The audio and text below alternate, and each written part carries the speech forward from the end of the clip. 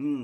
ఇంతకుముందు అంటే నిన్న ఆదివారం జరిగిన వివాహ పరిచయ వేదికలో ఇంకొక క్వెషన్ అడిగారు. ఈరోజు జ్యోతిష్యం క్లాసు. ఓకే. ఆ క్లాస్‌లో ప్రూఫులతోటి మనం చెప్పాలి. ఎవరైనా నన్నడిగారు అన్నప్పుడు నా సొంత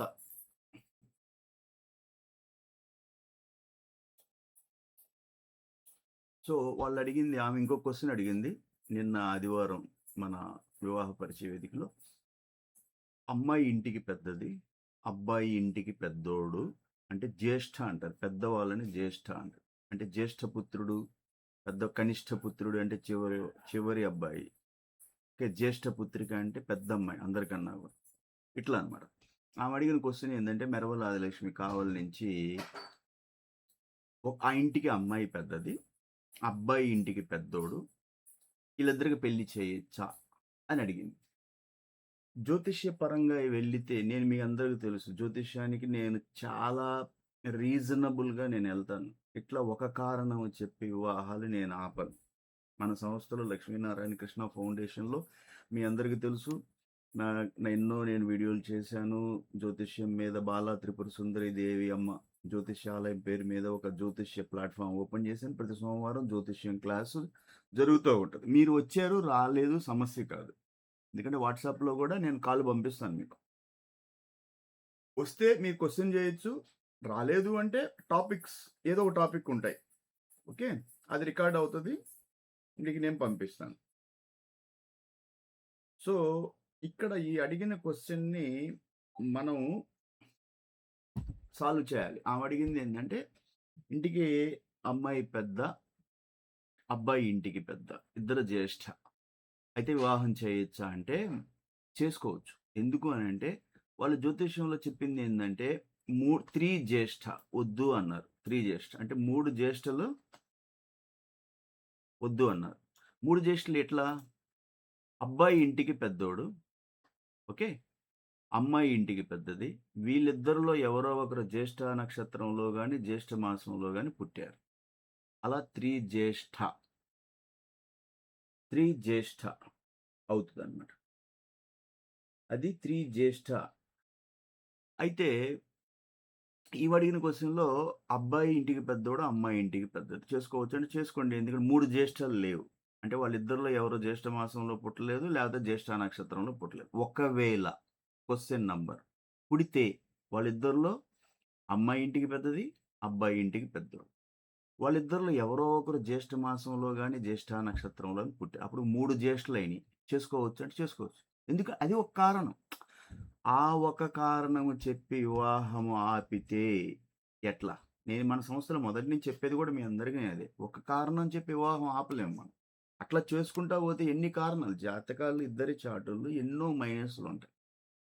వాటిని పట్టుకొని మీరు పెళ్లి చేసుకోరు అంటే, అంటే నేను చాలా విషయాలు చెప్పున్నాను. ఏం జెప్పాను? మీరు ఒక మీరు ఒక కారణం చెప్పి పెళ్లి ఆపుకుంటున్నారు అంటే, ఎట్లా చెప్పాను నేను? ఒక కారణం ఎట్లా? వేద నక్షత్ర దోషం అంటారు. అంటే ఆ నక్షత్రానికి ఈ నక్షత్రం పడదంటారు. పోతే రజ్జు దోషం అంటారు. ఇద్దరు ఒకే రజ్జులోకొచ్చారు అంటారు. ఓకే. కుజ దోషం అంటారు. రాహుకేతు దోషం అంటారు. ఏక నక్షత్ర దోషం అంటారు. ఏకరాశి దోషం అంటారు. ఏకలగ్న దోషం అంటారు. త్రిజ్యేష్ఠ దోషం అంటారు. రాశికూటం కలవలేదంటారు. దాన్ని భకూట దోషం అని, ఏకనాడి దోషం అమ్మాయి నాడి, అబ్బాయి నాడి ఒకే నాడిలో ఉన్నారంటారు. ఇద్దరి రాశి అధిపతులు శత్రువులయ్యారు, మిత్రులు కాలేదు అంటారు. అమ్మాయి రాక్షస గణమైంది, అబ్బాయి దేవగణమైంది అర్థమైందా?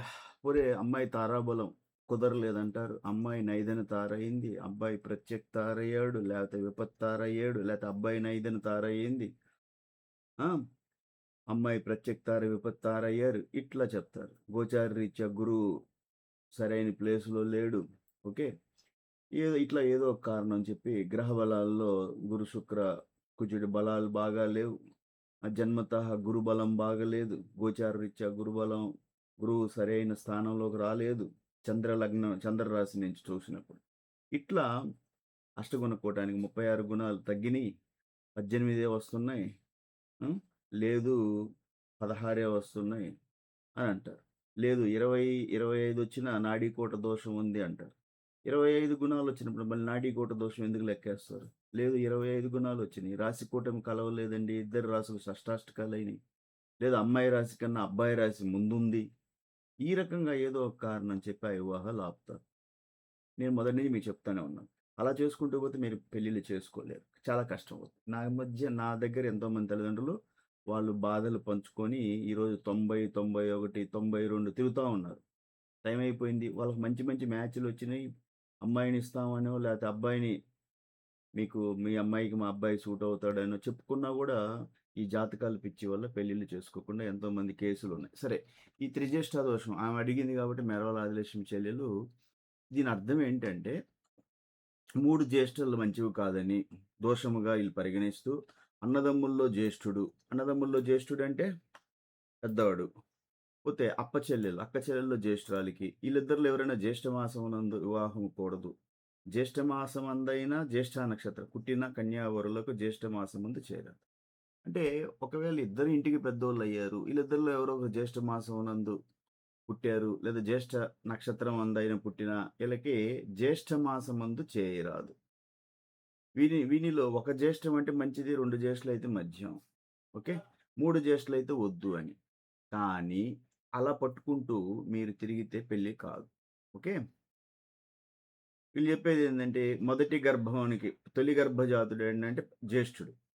తొలి గర్భంగా పుట్టిన వరుడు అంటే పెద్దవాడు. ద్వితీయాది గర్భజాత అంటే ఇంకో తల్లికి అంటే వధువు ఆ తల్లికి రెండవ గర్భజాత అంటే రెండవ గర్భంలో పుట్టిన కూతురు అని. మొదటి గర్భజాతుడంటే తల్లికి మొదటి గర్భంగా అబ్బాయి పుట్టాడు. ఇంకొక తల్లికి అంటే కన్యగా అమ్మాయి రెండవ గర్భం అంటే రెండవసారి.